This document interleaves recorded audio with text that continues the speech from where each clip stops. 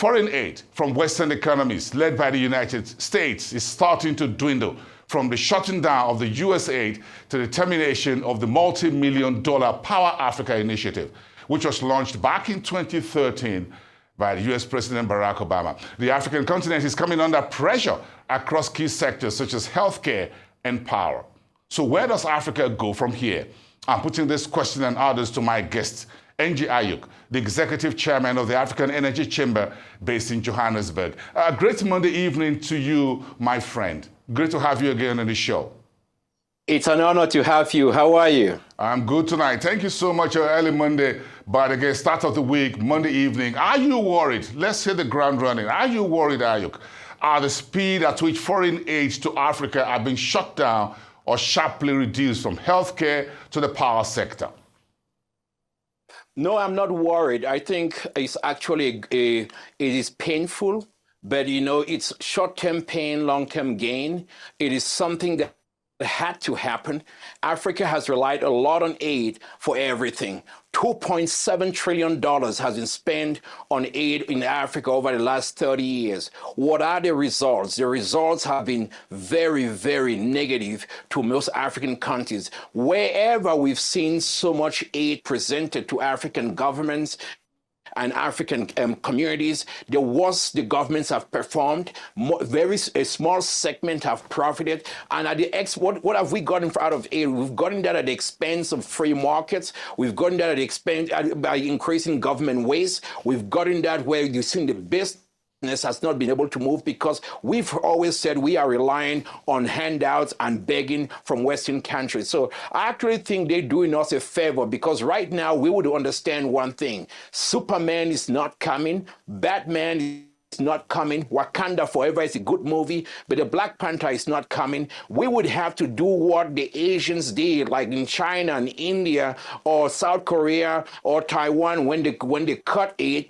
They looked inward and they did it by themselves. We need to get intra-Africa free trade moving fast, cut down tariffs and customs and all these duties that blockage aid, deal with our visa issues, move with a lot of trade within Africa. We need to capitalize on that 1.4 billion population in Africa and trade within ourselves. We will make so much money. We will be giving aid to others and rather than continue this perpetual nature of begging for aid. So it's actually, it's a wake-up call for Africa, and we need to heed this call and change how we're doing things. You're saying, in essence, this is the moment of truth for the African continent. And I remember we had a conversation when the Russia-Ukraine war started about Europeans coming to Africa from Germany, elsewhere, looking for gas from Nigeria and elsewhere. We talk about the Trans-Sahara deal, the pipeline and what have you. So now, I'm not too sure how much gas we're able to deliver to Europe. Europe is still looking for gas as we speak.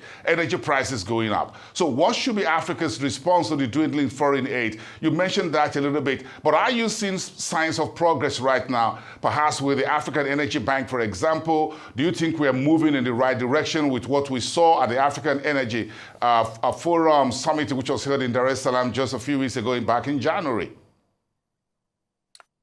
We're not moving as fast as we need to move, Burson. We need to be moving fast. We need to have that fierce urgency of now. We need to go on a super drive. I don't think it is something that we need to be happy with, that a country at war like Ukraine is feeding Africa and we have to go beg for food from them when we have abundant gas in Africa. We could turn that into urea, ammonia, NPK, fertilizer plants, and drive up agriculture in Africa so we don't need to beg for food. And on this same topic on aid, the question you got to ask yourself is that when we receive U.S. aid and food, you know who really benefits? It's the farmer in the Midwest in Iowa. It's the American farmer that benefits more than the African farmer because the African farmer is being priced out of the market because this food is donated for free. So we kill local agriculture bases, and even agricultural ministries then put a chokehold on the local farmers. But we need to be able to drive up homegrown natural gas and really drive up Africa. So that is the kind of stuff that would make us to start looking at policies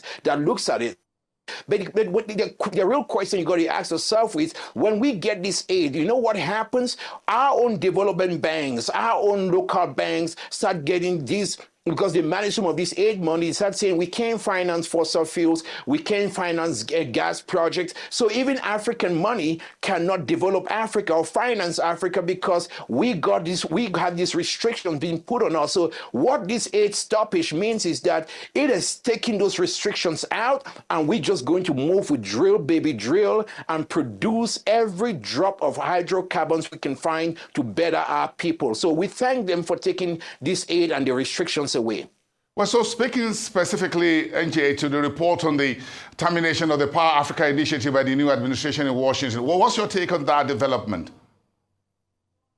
Power Africa was a failure from day one, because what happened with Power Africa is that they spent so much money doing lectures and workshops across Africa. They did feasibility studies, but they ignored one critical component on Africa: natural gas. The ability that Power Africa could refuse to touch on any kind of gas projects when it comes to gas to power and using gas to power Africa all across Africa. That was a failure, because Power Africa relied on driving up just renewables across the continent. So ask yourself this: it was put there in 2015, 2 years, 2025. What are the numbers of people that have come out of energy poverty through Power Africa? Very, very minor. The majority of the money stayed with U.S. contractors and professional service firms like Deloitte and everything. When has Deloitte ever built anything when it comes to delivering projects? Then you have these consultants made so much money off the back of African countries. So it was a big waste. Africans should not fall for this anymore. Power Africa could have been good if it channeled itself to natural gas development and using American technology or American skill set, and you would have been able to drive up. Imagine if Power Africa looked at a country like Nigeria. If you use the gas that's being flared in Nigeria, Equatorial Guinea, Congo, Brazzaville, if you look at all that gas flaring, capture that gas through Power Africa initiatives, transform that gas into power projects, we would basically electrify the entire Africa. That was a big mistake from them, and now we're seeing the results of that. Well, if we're sticking with the energy sector, NJ, the British Petroleum is ditching its renewable goals and returning focus to oil and gas. Even banks such as Standard Chartered says it will no longer be able to run all its operations around the world on renewable energy only. The deadline was 2025. That has since been discarded. So how should Africa seize the momentum of President Trump's regime of drill, baby, drill? President Trump has just 4 years in office. So this moment will not last somehow.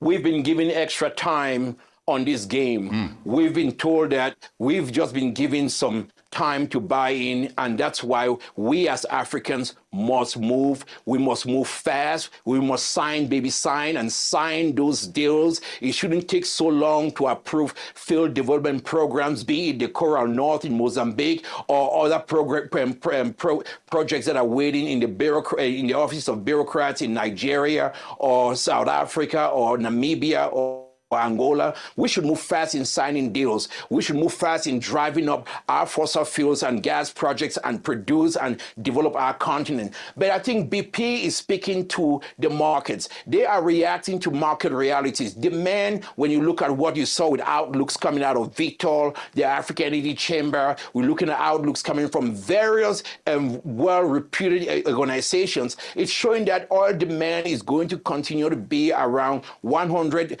to 120 million barrels even by 2050. It's not reducing. It's going to reduce in OECD countries, but it's going to go right up in emerging countries and the developing world. There's going to be more demand. So we need to move fast. We need to use this time to really drive up our production, because at the end of the day, what is really going to shape is that it's going to be about who is producing and who is buying and whose natural gas or oil is going to be the market. We want to be that continent where it's natural gas and oil is going to be in the market, where we can export, but we can also use domestically to grow our economies. That's why we need to start planning now. The delays that we're seeing across Africa with licenses, that needs to stop. We need to stop. We need to change that. We need to look at our fiscals and improve those fiscals to be more attractive and more bankable. We need to cut down red tape and really be able to drive investors coming in. And that we move fast today, and we drive up Africa's production, because there is no need to keep these delays. It's not helping us. So if we look back into the electricity or power space, what type of funding, investments and global partnerships can help Africa cut back on its energy poverty in the short to medium term? The World Bank is supporting the AFDB, for example, on the Mission 300 and a few other initiatives here and there. Do you think this will be enough for us to move forward? It's not enough. I think one of the key things we have to be very careful with this funding initiative. Remember the 100 billion for climate funds? Those initiatives were created, never come. Every 2-3 years, the AFDB and others are saying, we're going for 300 billion, we're going for 40 billion. It never happens. And they renew these pledges and all of that. We need to stop it. We need to really go right at it, because every day people across the continent are waiting. They're asking that what all these big meetings you have and pledges and whatever, we're not really seeing the results. We're seeing bureaucrats taking per diems, sitting in fancy hotels and keep having these conversations when more people are being stuck in energy poverty. And that is something that we have to look at. We have to start looking. I think the idea going in and saying we're going to wait on the World Bank and the IMF because they're going to focus on renewables only, that just becomes the same problem you have with Power Africa. Europe and North America, they're going for coal, they're going for gas, they're going for everything to really drive up the economy. Our partnerships should be partnerships that go for an all of the above energy resources, because all of the above energy requires us to use coal in some stages, some clean coal. There's a lot of beautiful clean coal across of Africa, even in Nigeria, in Enugu State, very beautiful coal there that you can really use and light up the country and industrialize the country, and your greenhouse gas emissions are going to be very low. Same in South Africa or Mozambique or Tanzania. Go into natural gas and really go back there and fund it with World Bank money and really drive that up. It's going to take care of Europe, but it's also going to take care of Africa, and we are going to get out of this energy poverty, and our food crisis is going to be solved immediately. So to have this ideological version of things and saying if it's not solar or it's not wind, then we shouldn't do it. But the sun wouldn't shine forever. The wind wouldn't blow forever. You might need natural gas forever. So let's get with the realities, and let's bring some pragmatic, common sense approach to this discussion and how we invest in it. And we need to be bankable. Banks should make decisions based on the bankability on projects, not ideological narratives being pushed from Western countries and saying that that's how it needs to go. We need to reject this. And I think that with these aid cuts that we're seeing, it's time for us to have policies that make Africa bankable with using all of the above energy sources to drive up Africa. And those partnerships come with markets and investors and companies, not aid organizations and World Bank pushing down those anti-business policies to us. Just to summarize, what will be the key message of the African Energy Chamber and other speakers at your Invest Africa Energy Forum in Paris this year? It's going to be about deals. It's going to be about really getting a lot of transactions that I've been working on. It's going to take place in Paris. I'm really excited about Paris. I already got my ticket. Vive la France, je viens. And we are going to make something so beautiful in Paris. Total Energies, some of the biggest companies, Perenco, Trident Energy, a lot of the IOCs and even Middle Eastern companies I met when my recent trip in Saudi Arabia, they are going to be in Paris, but it's going to be a lot of deal signings. It's going to be a lot of engagements on upstream, but also renewables and everything and all of that. A lot of African leadership is going to be in Paris. We're going to go down on the Paris Declaration to really see about financing fossil fuels. But then Paris sets up into some place very special. Boys, you know where? The big road to Town. We are going to be heading from Paris to nowhere else but Cape Town, where we're going to welcome G20 leaders. It's going to be this big G20 energy forum with investments for that Africa Energy Week in Cape Town. Very beautiful thing. You could love or hate me, but you know I'm going to put a beautiful show in Cape Town. It's going to be so great. Africa Oil Week is dead. It's gone. Right now, we don't even know who owns that thing. Some people say it's Sankofa. Some people say it's the London boys. We don't even know who owns them. They're so confused. But you just keep focused on Cape Town. After Paris, we are going to, our goal is to put up $25 billion in investments. That's what we're looking at. We've had really great relationships and great discussions with the U.S. administration. They are coming big. These guys are not talking aid. These guys are talking investment money, and they really want to go on big projects. And that's what we really discuss in America. I'm excited with our discussion with our American counterparts, and we're going to see big money. That's why we brought in, we hired a lobbyist. We're going to take the game to Washington. We're not waiting for Washington to come to us, and we're going to engage Washington, Texas, and make Africa being as special as we want it to be. All right, thank you. That's our energy capital conversation. Thank you so much for that well-delivered insight into some key developments in the Africa's energy sector this time. Thank you so much for your time, and wish you a great evening there in Johannesburg. Thank you so much. Enjoy you.